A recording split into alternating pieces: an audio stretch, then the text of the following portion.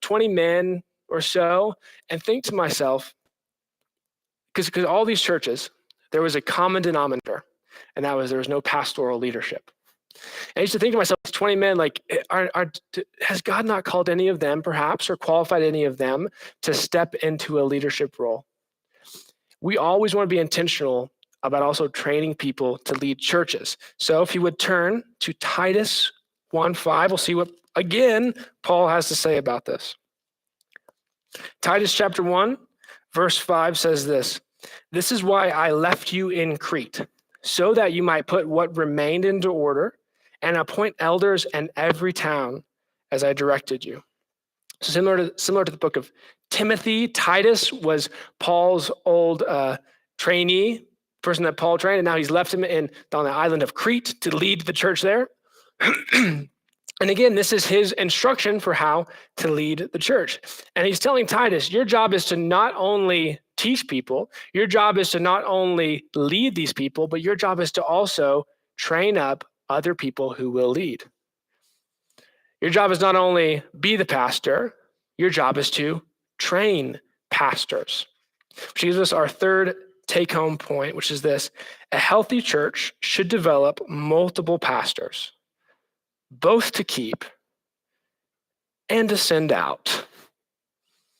Multiple pastors, both to keep and to send.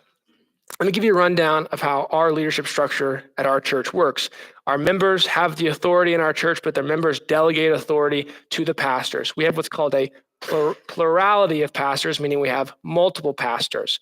No one pastor has more authority than another. One can't just overrule another pastor. We believe that's a healthy model of church leadership. So when we are talking about our church, Lord willing, growing, we will need more pastors to know the people, to teach the people, to lead the people, and to protect the people.